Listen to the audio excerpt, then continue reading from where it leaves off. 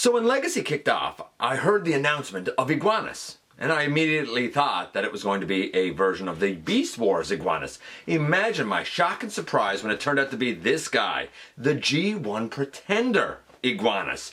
It is certainly a different take, and we've had different iterations of Pretenders be attempted, both official and unofficial, over the years. How successful is this one? Well, we're going to compare him to some of the other attempts that have been made. I'm going to talk a little bit about what does work and doesn't work, and whether this guy works or doesn't work. He's going to be our focus this time around in the latest GotBot True review.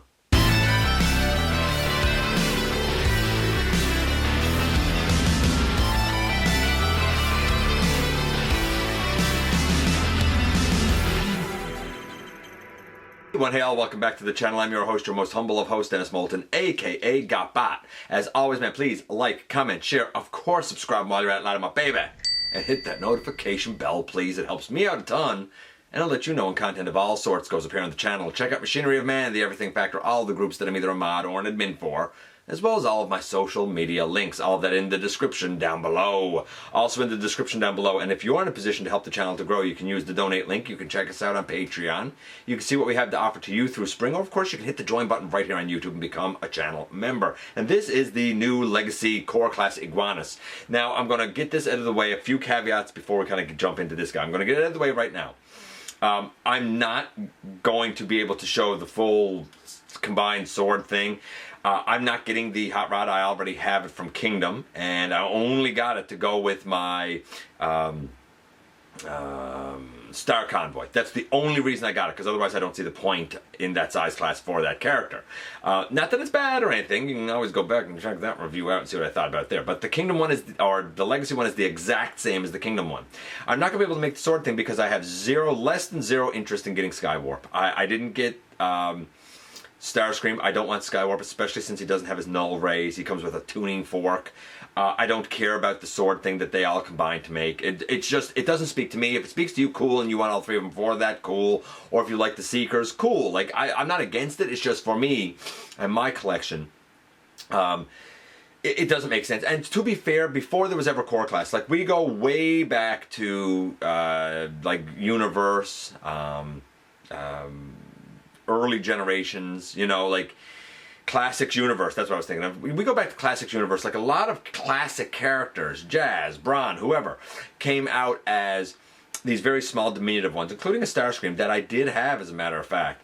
But I was never satisfied with it because the size didn't make sense to me. It doesn't make sense for this guy. Well, we're about to find out, because we're going to compare him to some other official and unofficial versions of Pretenders that have kind of been updated. We're going to see how this guy kind of compares to those attempts to do Pretenders. And, of course, we're going to see how well this guy just works as a core class offering in and of himself. Is he good? Is he bad? Well, how about without any further ado, we head over to the table and take a closer look at this guy. And yes, indeed, in 1988, one of the first Decepticon Pretenders that jumped onto the scene was this guy, Iguanus. And I'm kind of glad to have him, especially since I was expecting the Beast Wars version. And when I saw that it was the G1 Pretender, I was like, huh, did not see that coming. So I was pretty pleased. Of course, before we can look at our lad here, we got to look at the packaging first. And we have ourselves some Legacy packaging. It's kind of beautiful. I don't like no plastic here. That is just ripe for theft. In my estimation, but you know, I guess they know what they're doing. I get it. They have companies that invest in them that are very much green and have said to them, hey, you gotta make your stuff more green. You gotta reduce your carbon footprint. I mean, it's about pleasing investors is what it really boils down to, right? And this is their attempt to do just that. To make up for the lost plastic, of course, they're trying to have beautiful artwork, and I'll give credit where credit is due. This stands out on any shelf. This looks tremendous. It is beautiful. Plus, I love purple. It's my favorite color. So, like, nice artwork up here. On the side, we have some artwork. Over here, we have what I assume is going to be our usual fodder for the Legacy line. Then, of course, we have on the back the motorcycle mode and the robot mode. Inside the packaging, we got these nifty instructions. Actually, they're pretty good. I gotta say, they've done a nice job with these instructions. He also comes with this beautifully sculpted and painted accessory. I'm not sure if it's an Energon claw shield or if, like the online bio says, it's a Hurricane Air Blaster. I'm going to go with the Air Blaster. Naturally, it has a 5mm peg you can hold onto. I'm holding onto it now so he can wield it as his accessory. But it could also... how can I explain this? It could also have a sword that comes with Rodimus or Hot Rod put in the top, and there's a piece that comes with the core Skywarp that goes in the bottom and it makes this like a big sword thing. I'm not going to be able to show that because I have zero interest in getting the Skywarp. A secret that doesn't make sense to me. I do have the Kingdom Rodimus, but I just didn't want to take him out to do a sword. I don't know. I'm not a melee guy, as you know. But I'll give credit where credit is due. Pretty sure the base color here is purple, and the gold and the red is paint, and it's glorious. It's really gorgeous, especially for the size class. And here's our core class boy. Now, I'm very, very pleased to say that I think this might be one of the more successful core class offerings. The guy clocks in at 31 grams. I like that. Now, let's just give that a kind of a comparison here. A traditional Legends class, like, I don't know, Titan's Return Brawn, for example, clocks in at 35 grams. This is 31, so it is 4 less grams, but this has more paint, this definitely has a higher parts count, this definitely has more engineering than that, and it has more articulation, which we'll get to in a little bit. This has extra bells and whistles, so we lost a little bit of mass, but we gain in so many different areas. How does it compare price-wise? Well, the Legends class, Brawn was $12.99 at the time here, Canadian.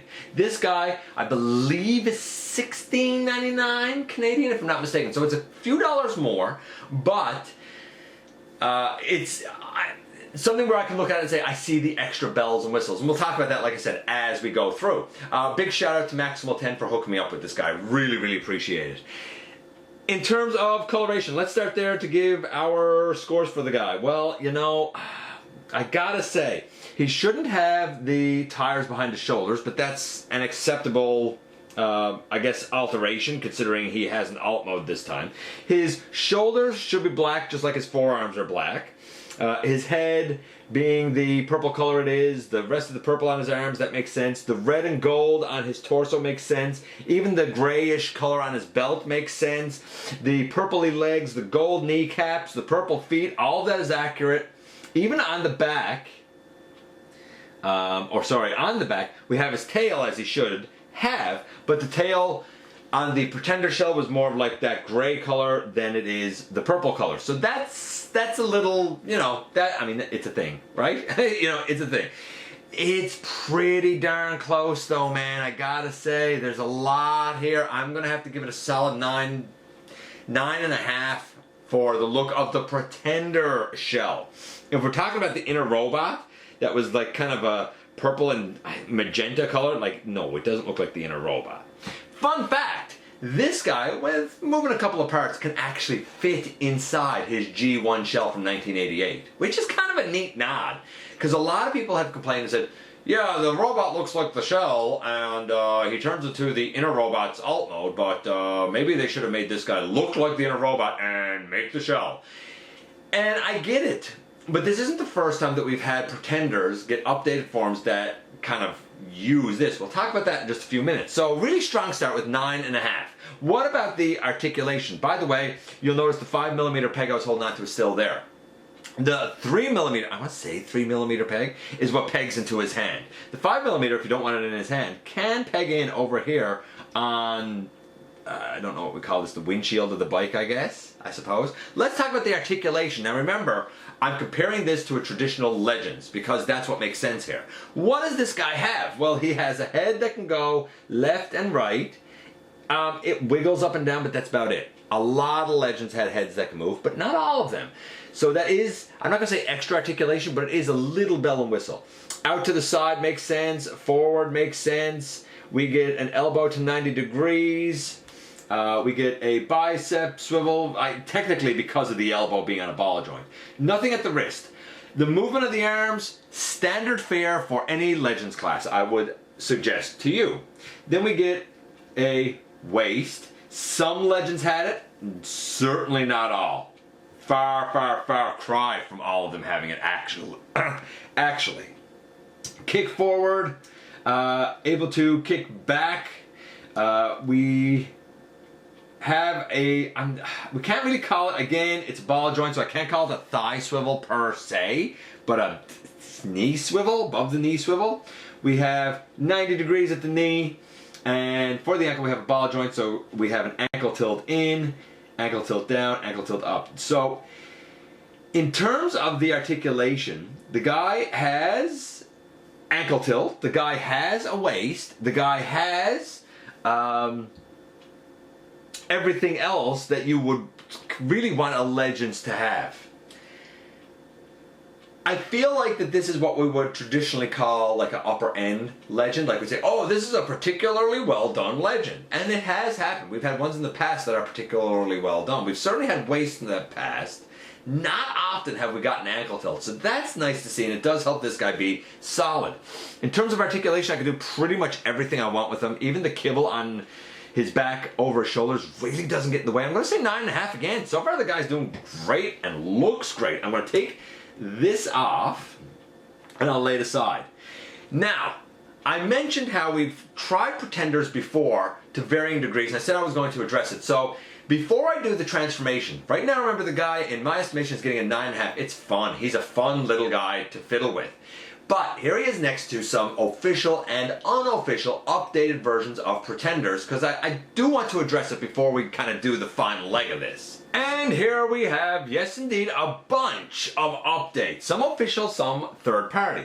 Let's talk about the kind of third party first. So Fans Project did Monstructor and Dino King, and a lot of fans said, hey, we should have the Dino Force Pretender shells because they were pretenders, right? If you're doing Dino King, you need the Pretender shells to go along with it. Well, they were pretty much made at a deluxe class size point at the time. And of course, being a third-party company, Fans Project, they did want to please fans, but it was going to be difficult for them. These were new molds, these were going to be expensive, they were going to have to be much bigger. Not everybody was going to be all in for, well, shells.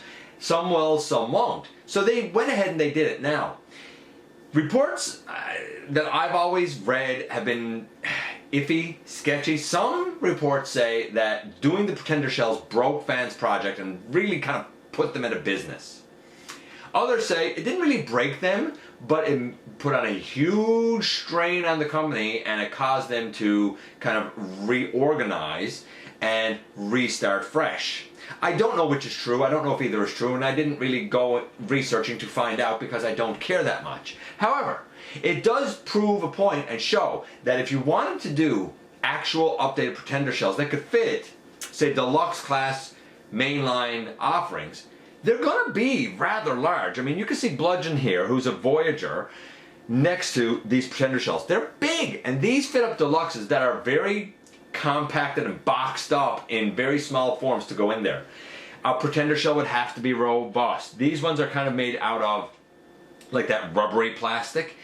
I don't know if you would need to use that. I guess you could do them thinner. I guess you could use a different material and it would probably work. But I feel like people then would complain and say, so I paid this much for this shell and it's really thin, flimsy plastic. Kind of like, I'm thinking of you, Optimus Prime Earthrise trailer, and a lot of people complained about it and said it felt really thin and cheap. And then, you know, do people want a shell if it's like that? I'm really glad to have these. Big shout out to Razor Bear who hooked me up with these shells along with Dino King, because I love Dino King. But I understand how this would be very exceedingly difficult to do. So, what's the alternative? If doing that is almost prohibitive, if doing that would mean that to get one Pretender you'd have to charge, you know, a leader class price or more for the character and the shell, and that's not going to appeal to everyone, what's the alternative to do these characters? Well, you could do them as little Prime Masters, where you get the shell, they don't really move, but they look like the little Pretender shells, and that's kind of neat. And I'm not going to lie, I was all in for them because I wanted the little Pretender characters. I wanted the shells. What I would personally like is if we had a little Titan Master of Iguanus, and I could have that be the shell, so to speak, and then the like inner robot could be like when he comes out of a shell, because if you know anything about Pretenders, of course you know that they had a robot that came out of their shell. So like, look at Bludgeon, for example. I had the little Titan Master Bludgeon down front, but then I have the, I think it was Revenge of the Fallen, if I'm not mistaken, Bludgeon up here, who was a Voyager. So when I'm using the Voyager, I just kind of pretend he's come out of his shell, right? I like this. I saw the Voyager years ago and said, what a clever way to do pretenders. It's obviously Bludgeon. Look at the head and whatnot. And he obviously has that samurai type of look. But then he himself is a robot and turns into a tank. And a lot of people have said that that Bludgeon is terrific.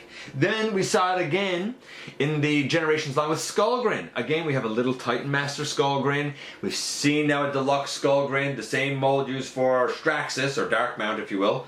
Again, it has the Skullgrin kind of iconic skull head, and I thought it worked. I know that there's an Octo Punch. I want to say it might be like a club exclusive, or it might be BotCon or something like that. And I love Octo Punch just because his name is the best name ever in Transformers. Octo Punch. Come on. And I'd love to have that version of it. I want to say it's a Voyager Sea Spray version, maybe? But whether we're talking about Skullgrin or that Octo Punch or Bludgeon, all of those use this exact same idea where you have a character that has a head and whatnot, and maybe a robot that sort of homages the Pretender shell, and it turns into, an alt mode that homages the inner robot. I like that. Even with Thunderwing. What I did for Thunderwing is I got a Nitro Zeus from the Last Night line, who was a headmaster. I took the head off, still have Nitro Zeus's head. I done custom paint here to make the Nitro Zeus body look as much like the Thunderwing Pretender shell as possible. I used the head that came in one of the Titans Return 5 packs. Die cast on that head, by the way. I put it in, and now I have basically a Voyager Thunderwing made of a great mold that still turns into a plane. I think that this is a good way to do them. I think that having the robot look like the shell and having the alt mode be what's inside the shell, or in Thunderwing's case, what at least in part was the shell, I think is a smart way of doing it. I would love, like everybody else, I would love to have the shells to go along here, but I don't think it's realistic. If you really want the shell, what I do like about the core class Iguanus is that he's small enough that if you really want the shell, I would suggest go out, hunt down an original G1 shell, and put this Iguanus in it. Great updated robot that fits in the shell. I think you kind of can't ask for more. That's my take on it. Before anybody says what they'd like about Pretenders or whatnot, whatever you would want is cool. In my dream world, all of them would be done like Dino King. But in the real world and practicality and what people are actually likely to buy on the shelves in the main line, for a company that mass produces stuff, I think the way Iguanus is done makes sense, and it's been done before in other size classes. Take that for what you will. Alright, so with that aside done, with a 9.5 overall, let's see what the transformation is like for this guy. So, where exactly do I begin? I like to open this out and bring it up over. At least that piece now is up and out of the way. Then I bring that up and this piece down. Pretty sure that's the right order there. Gosh, I sure hope so.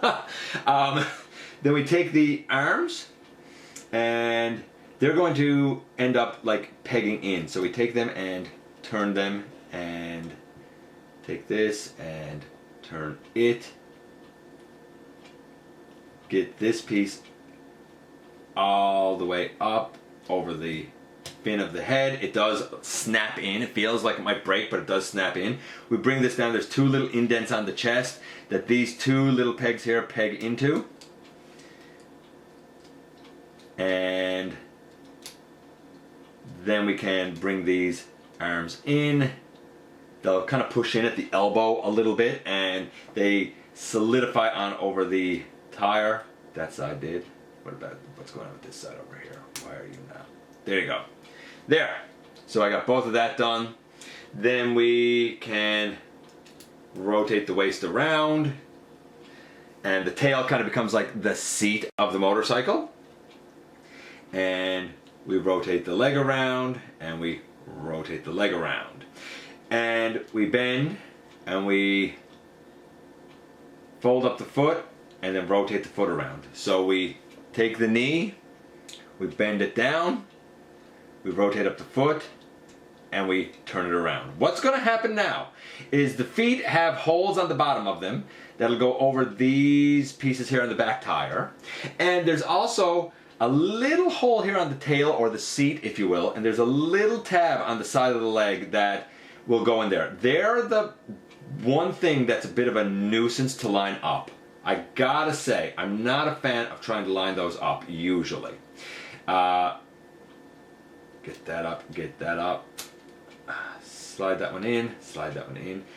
And we can even then take this piece and put it on over the top there, and boom, in the end, here we have our lad in his motorcycle mode. I'm just going to clean up a couple of the tabs, and then we'll kind of take a look at this. And slightly cleaned up, here we have our lad in his motorcycle mode. Yes, he can actually stand up on his tires by themselves. The tires are wide enough to accomplish that. The tires are painted red. I don't know if the paint will, I guess it will wear off over time. I don't know, it seems like it's on there pretty thick, so I don't really worry about it. He rolls like a champ. And I like that you can see the tire rolling inside the entire casing holding it. I think that that's clever. The storage for his accessory, I mean, on a bike, I don't know what else you could have really done with it, I guess. Maybe there's other ways to do it. What I like about this is that it looks mechanical enough to be a motorcycle. And especially with the windshield being what it is, with paint on it no doubt, it's a nice G1 homage to the original bike, but there's something sort of like techno-organic about it too because of the monster mode, so I dig it. Like, it is that motorcycle, but it really matches a more organic looking Pretender shell, if that makes sense. Fun to get here. I mean, you gotta twist the waist around, you know, you got to turn the knees around, you gotta fold in the feet and turn them around, and there's two pieces on the back, and you gotta make sure that they're in the right direction. And then you bring this other piece up off the back and it folds right up over the head. Like, there's a lot of moving parts here for a Legend, significantly more than something like I don't know, Power of the Prime's Wind Charger, or as much as I love them, Titan's Return Beachcomber, right? There's more here. The engineering, the parts count, just the fluidity and the movement of it, there's just more here. I dig it. I think a lot of people are going to overlook it because they're going to say either I don't know the character, or this is too weird, or it's not the way I want Pretenders. But I think you're doing yourself a disservice, because I would say the transformation's a 10. It's really fun for the tiny size class we're dealing with here. Overall, the guy's a solid, I'd say 9.75. I think it is a great way of doing Pretenders, and I think this is an absolute core class success story. And here we are once again, and here he is. So I like him. I'm color me impressed. I think that this is a great little Legends offering. It's an interesting transformation for something this small. There's a lot of moving parts, which sort of surprise me. The articulation is kind of second to none. I know. Some people will grumble and gripe and say, I don't like the ball joints. Look, in 2019, when ball joints were largely taken out of Transformers and replaced once again with hinge and swivel, which we had years earlier, and we had big price hikes, I said then, you know, enjoy while it lasts, because hinge and swivel won't last forever. We're going to go back to ball joints. Now, I'm not saying that we're back to ball joints yet, but we are seeing it eke in a bit more. And one of the easiest ways to use ball joints and to eke them back in is with the core class, and they do work here. Truth be told, everything is toleranced really well on this guy. The paint is stupendous for the size class. So great articulation, great paint, and a great look. The look of, I'll say, the Pretender shell is very accurate. It's quite good. It doesn't look like the inner robot, so that's too bad. But I'm okay with the robot looking like this. It's neat that this guy can actually go in. Granted, you gotta move a few pieces, but it's neat that this guy can actually go in the G1 Pretender shell if you have it. And I'll even say this, I think the bike mode is very reminiscent of the G1, if not a little bit better. It does look a little organic-y to go with the robot mode, beast mode. Of course, it looks a little mechanical, as a motorcycle should. I think it's an absolute win, honestly. I've got the hot rod. I have an idea how the Skywarp would go transformed and stuff. And both of those, I'm sure they're good. I like the hot rod. I'm sure that the secret mold is good, but honestly, I think that this might be, at least for me and my money and my opinion, the standout star. Not because he's the most renowned, not because he's the best known, but because he's probably the most functional and the most interesting. Let me know what you think about Core Class Iguanus, I appreciate you guys coming by, giving me some of your extremely valuable time. I do know how important it is to you. If you're in a position to help the channel to grow, you can use the donate link. You can check us out on Patreon. You can see what we have to offer to you through Spring, or of course you can hit the join button right here on YouTube and become a channel member. Don't forget to hit the subscribe button, stick around, have some fun with us, and that somehow, some way, man, each and every single solitary day, whether you realize it or not, whether you feel it or not, you do make a difference. And I look forward to the next time that you and I get together to have another visit, either in the live streams on Thursday nights at the stop motion premieres or the old-fashioned way, baby, right here inside the videos.